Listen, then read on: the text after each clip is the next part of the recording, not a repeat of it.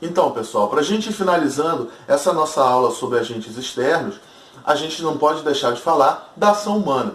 Como a ação antrópica é capaz de ter um grande poder de interferência e de transformação da superfície do planeta.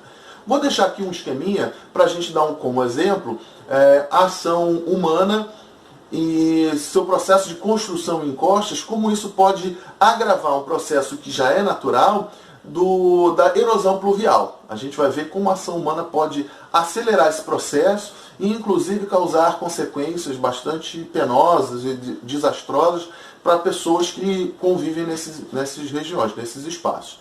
Certo? Então, gente, aqui eu fiz um esqueminha para a gente observar o processo de erosão pluvial, que é um processo natural, a gente já observou, mas que ele pode ser agravado num quadro de ocupação irregular de encosta. Então aqui tentei representar o perfil do solo. Aqui são os sedimentos que vão compor o solo. A gente vai tendo uma gradação desses sedimentos até eles ficarem sedimentos maiores. E aí a gente vai ver o comportamento aqui da água da chuva caindo nessa encosta num cenário em que a vegetação está mantida. Aqui eu tentei representar a vegetação e lá embaixo a gente está vendo ali uma cidade, uma ocupação urbana.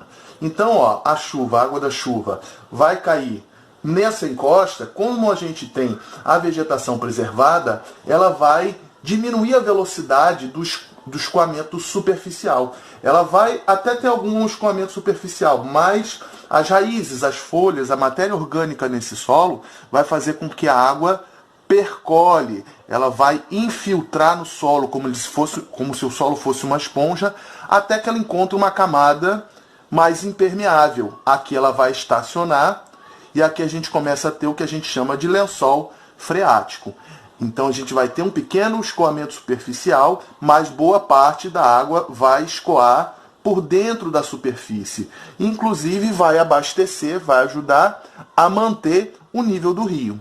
Então a gente está vendo lá embaixo o rio, né? Um rio aqui, ó, o leito do rio sendo abastecido pelo lençol freático. Beleza? Esse é o cenário normal. Agora a gente vai ver um cenário quando a gente retira a vegetação original. Quando a gente retira a vegetação original, o que acontece? A gente vai ter essa vegetação retirada geralmente por ocupações irregulares, né? E aí a gente tem que fazer todo um olhar social para essa questão. As pessoas que estão vivendo ali não estão porque querem agredir o meio ambiente, mas é uma alternativa de vida, porque são excluídas.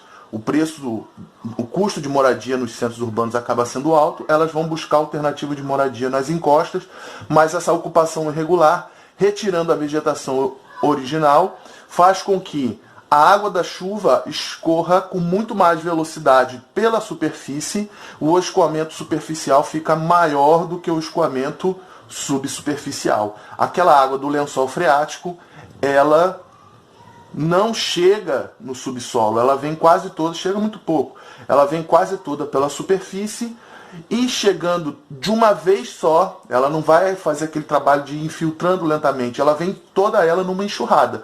E aí a gente vai ter essa ação erosiva da água superficial muito maior. Muitas das vezes destruindo, né, a moradia das pessoas, levando todo esse sedimento, né, que vai parar lá no espaço da cidade. E como a gente está vendo, essa cidade com o solo impermeabilizado pelas construções, vai fazer com que toda essa água, junto com sedimentos, não consiga infiltrar, e aí a gente extrapola o volume do rio, e o que a gente tem geralmente é o quê?